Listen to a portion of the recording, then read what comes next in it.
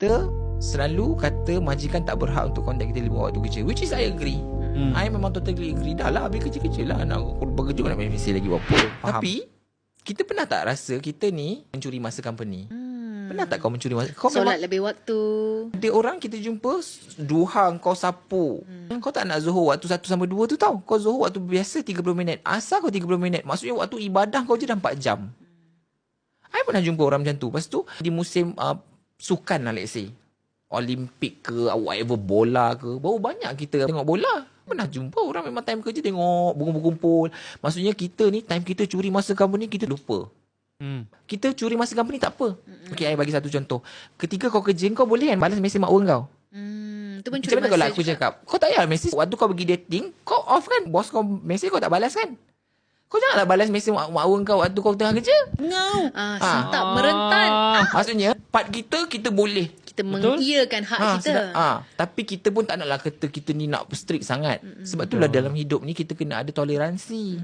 Bukanlah kata bos kena boleh kacau hidup kita, tapi kita ni cermin diri Mano kan. Mano sedar sangat diri Mano sebagai pekerja dulu. Engkau pula main TikTok kan kat tempat kerja. TikTokers kan. Itu dah Influencer TikTokers TikTok lah. macam mana? Kita main TikTok. Makna memang mengaku, makna memang macam main ni kerja ni memang I jenis playful sikit. I bukan jenis kerja fokus tau. Tapi I tak pernah pergi dengan bos I sebab rasa macam rantuk kepala lah. Rasa macam sedar diri yang masa company pun kita banyak curi. Jadi I rasa tak tahu macam mana nak imbal balik. I imbal balik dengan I tak pernah pergi dengan bos I. Bos telefon lah saya waktu bila-bila. Saya sedia berkhidmat bos. Sebab saya tahu bos memang tak pernah pun marah makna benda-benda yang makna curi masa daripada company. Berapa banyak orang waktu PDPR dulu, print anak kau punya kerja.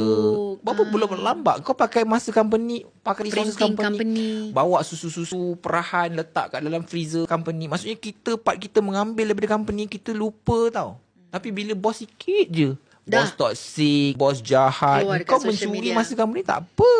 I tak boleh, aku geram kalau macam tu. Saya tambah Keluarkan lagi Saya nak untuk tambah ni pihak kan. kami founder-founder Tapi ni. sabar. Tapi Makno bercakap ni bukan disebabkan saya Sekarang dah jadi ada founder. bos. Waktu Makno manager pun Makno selalu pesan Makno cakap kat dia kan, kita janganlah rasa kita je bos je. Melainkan kita ni jenis masuk kerja pukul 9, kita letak handphone kita kat dalam locker. Kau pukul 1 tepat kau pergi lunch, pukul 2 tepat kau balik. Boleh kalau kau betul-betul memang 100% kau bagi. Tapi kita pun ada culas, kita pun ada curi masa company kan. Kita pun tak baik sangat kan. Kita pun kalau dalam offer letter pukul 9 kerja tau, bukan pukul 9 baru aku dengar kau punya bag bunyi loceng-loceng kau tu dengan Baru nak kitchen letak kau. pergi tandas. Pukul 9.20 baru kau kat desk kan. Ada tak orang pernah komplain? Belum kita kira buat kerja salah yang merugikan company pun bos nak